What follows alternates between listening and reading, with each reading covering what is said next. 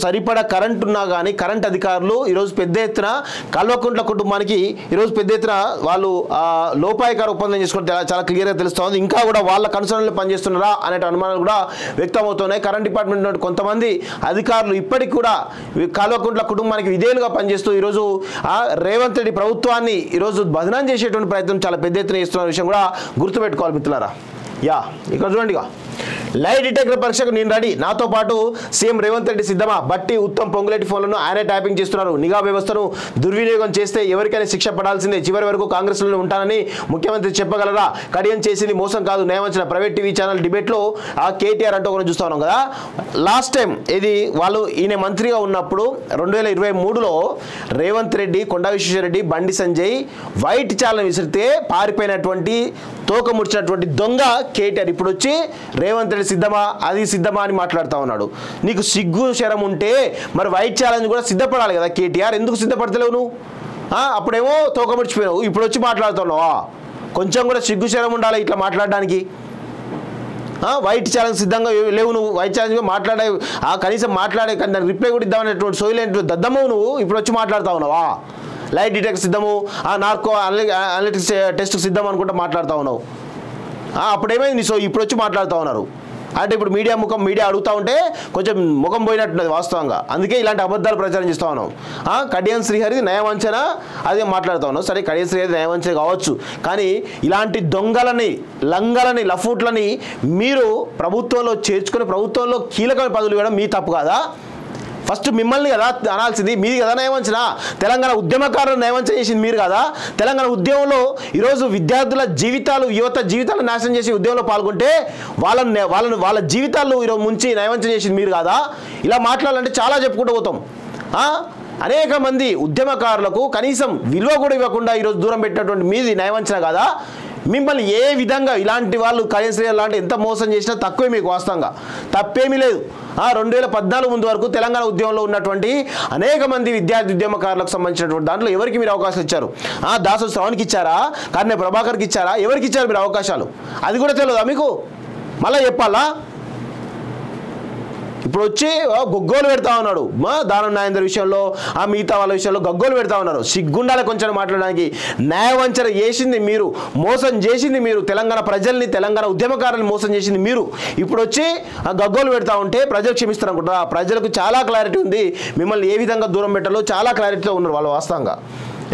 Next, trade licence రద్దు చేసాం, తక్కువ ధరకు ధాన్యం కొనుగోలు చేసే మిల్లర్లు, ట్రేడర్లపై చర్యలు, తాగునీటి సరఫరాకు ఆటంకం కలిగిస్తే ఉద్యోగాలు ఊస్ట్, సింగూరు, సాగర్ నుంచి హైదరాబాద్కు నీరు, నారాయణపూర్ నుంచి నీటి కోసం కర్ణాటక ప్రభుత్వంతో సంప్రదింపులు జరపాలి, సెక్రటరీలో సమీక్షలో సీఎం రేవంత్ రెడ్డి అంటూ ఒకరిని చూస్తా ఉన్నాం.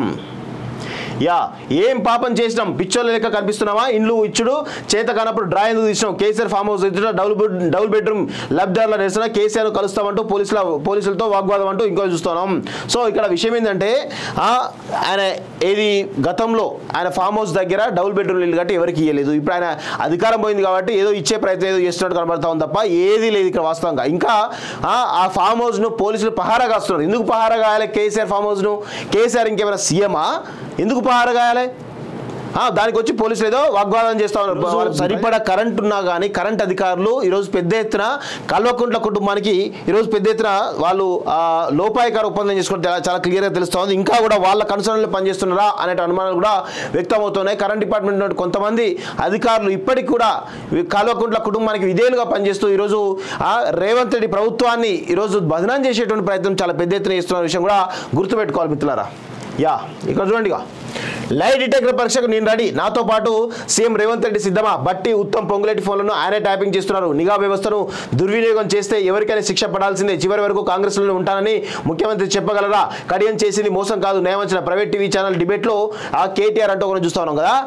లాస్ట్ టైం ఇది వాళ్ళు ఈయన మంత్రిగా ఉన్నప్పుడు 2023లో రేవంత్ రెడ్డి, కొండా విశ్వేశ్వరరెడ్డి, బండి సంజయ్ వైట్ ఛానల్ విసిరితే పారిపోయినటువంటి తోక ముడిచినటువంటి దొంగ కేటీఆర్ ఇప్పుడు వచ్చి రేవంత్ రెడ్డి సిద్ధమా, అది సిద్ధమా అని మాట్లాడుతూ ఉన్నాడు. నీకు సిగ్గు శరం ఉంటే మరి వైట్ ఛాలెంజ్ కూడా సిద్ధపడాలి కదా కేటీఆర్, ఎందుకు సిద్ధపడతలేవు నువ్వు? అప్పుడేమో తోక ముడిచిపోయావు, ఇప్పుడు వచ్చి మాట్లాడుతున్నావా? కొంచెం కూడా సిగ్గు శరం ఉండాలి ఇట్లా మాట్లాడడానికి. వైట్ ఛాలెంజ్ సిద్ధంగా లేవు నువ్వు, వైట్ ఛాలెంజ్ మాట్లాడే కనీసం మాట్లాడే దానికి రిప్లై కూడా ఇద్దామనేటువంటి సోయిలేంటి దద్దమ్మవు నువ్వు, ఇప్పుడు వచ్చి మాట్లాడుతూ ఉన్నావా? లైట్ డిటెక్ట్ సిద్ధము, నార్కో అనలిటిక్స్ టెస్ట్ సిద్ధం అనుకుంటా మాట్లాడుతూ ఉన్నావు. అప్పుడేమైంది? సో ఇప్పుడు వచ్చి మాట్లాడుతూ ఉన్నారు అంటే ఇప్పుడు మీడియా అడుగుతూ ఉంటే కొంచెం ముఖం పోయినట్టున్నది వాస్తవంగా. అందుకే ఇలాంటి అబద్ధాలు ప్రచారం చేస్తూ ఉన్నాం. కడియం శ్రీహరి నయవంచన అదే మాట్లాడుతూ ఉన్నాం. సరే, కడియం శ్రీహరి నయవంచన కావచ్చు, కానీ ఇలాంటి దొంగలని, లంగలని, లఫూట్లని మీరు ప్రభుత్వంలో చేర్చుకొని ప్రభుత్వంలో కీలకమైన పదవులు ఇవ్వడం మీ తప్పు కాదా? ఫస్ట్ మిమ్మల్ని కదా అనాల్సింది, మీది కదా నయవంచన. తెలంగాణ ఉద్యమకారులను నయవంచన చేసింది మీరు కదా. తెలంగాణ ఉద్యమంలో ఈరోజు విద్యార్థుల జీవితాలు, యువత జీవితాలు నాశనం చేసి ఉద్యమంలో పాల్గొంటే వాళ్ళ జీవితాలు ఈరోజు ముంచి నయవంచన చేసింది మీరు కదా. ఇలా మాట్లాడాలంటే చాలా చెప్పుకుంటూ పోతాం.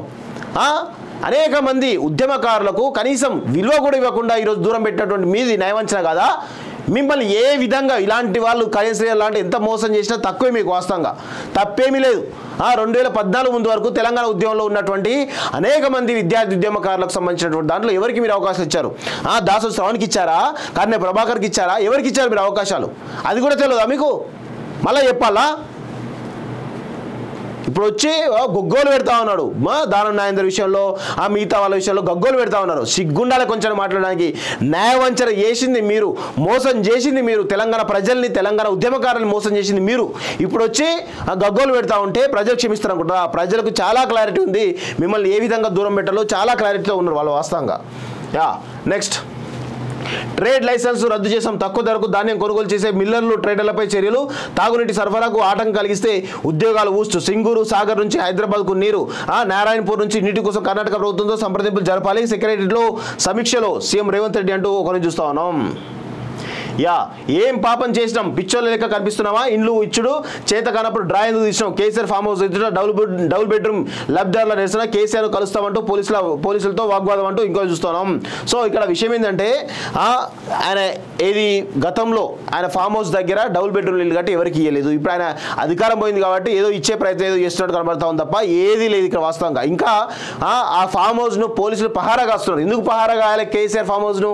కేసీఆర్ ఇంకేమైనా సీఎమా? ఎందుకు పహారా కాయాలి?